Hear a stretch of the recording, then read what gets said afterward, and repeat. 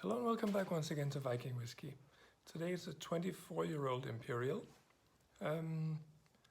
bottled by Single and Single, not a bottler that I have run into before. Distilled in 1995 and matured in American oak casks, and then bottled at 49.2%.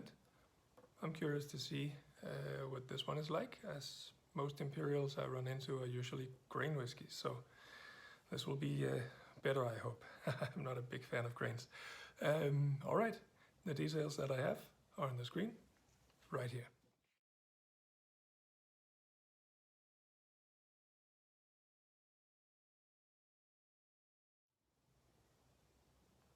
All right, light golden color.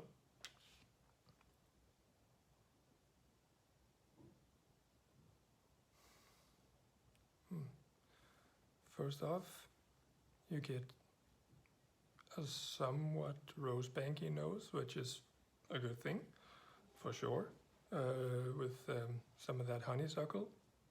There's also some light marzipan here.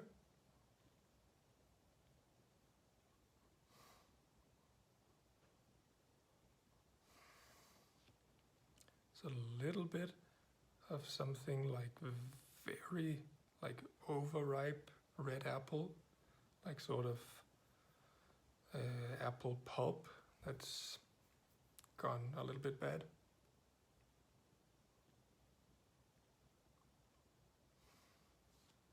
There's some sawdust.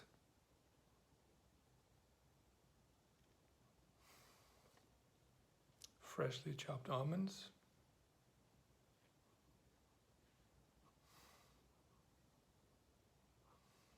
A little bit of dried herbs.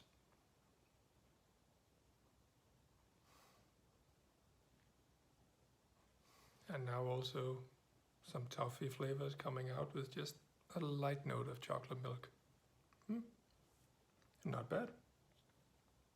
Let's give it a taste.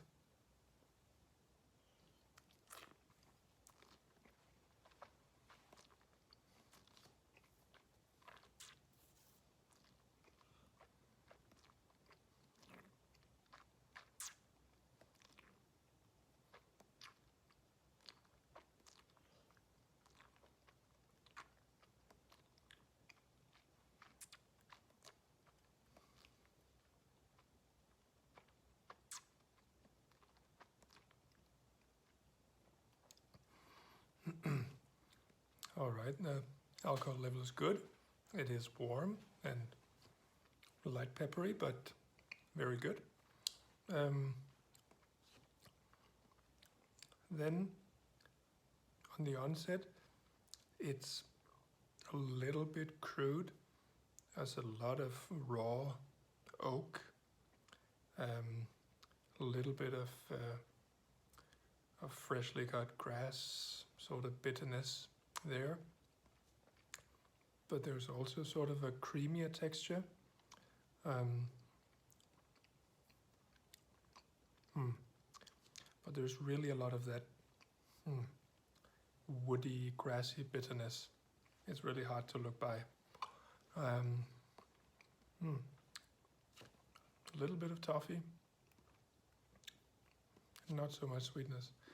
Let's go for the second one.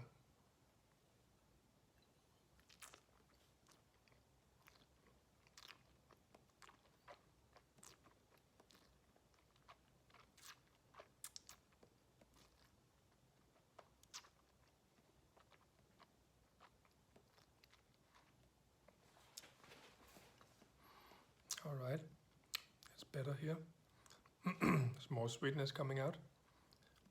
There's some cane sugar sweetness, along with hints of marzipan, a bit of marshmallows, some more toffee,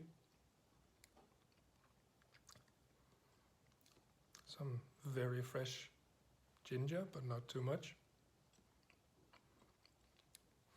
Just an inkling of something smoky or tobacco-ish in the background.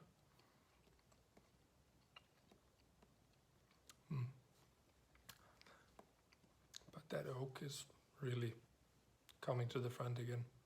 This must have been a first fill, it didn't say, but definitely tastes like it. So, next one. Last one, sorry.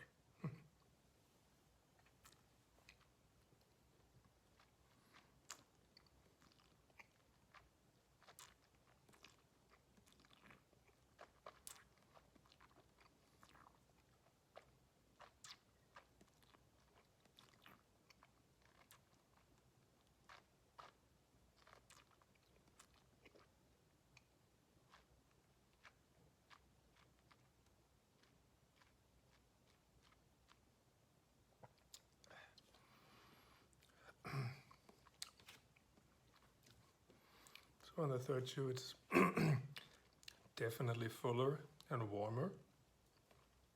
There's more pepper. It's a bit more bite actually. It's also a light note of steamed carrots, some sort of cooked vegetables there. Very tiny hint of rubber. That's interesting.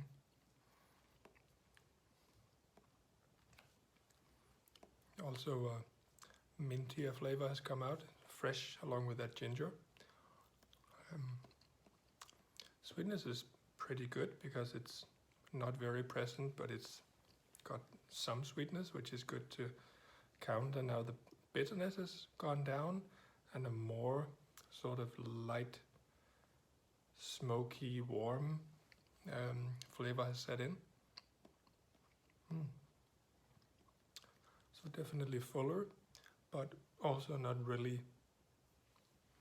big on the palate and the taste spectrum. It's actually very subtle flavor-wise, and that's a bit of a shame. Could be, I mean, the balance was definitely there, so it could have been great. On the finish, there's this very, very light smoke with a little bit of ginger, toffee, still some of this oaky bitterness is there, vanilla still present, a little bit of banana peel, probably going to turn into grape skins in a while, I have the feeling. But it's sort of, the warmth is fading down nicely, and it's actually quite good finish. Overall, not really a remarkable whiskey, and not one that you'll remember as one you definitely need to go back to. But also, at the same time, very nice to try something that's not a grain from Imperial. Let's get to rating. The nose, that was quite nice. And probably because of the Rosebanky notes, I'm gonna give it an 87. On the palate, we're not gonna get up there. It was all right, nothing really bad, but it wasn't really exciting either. It's gonna get an 81.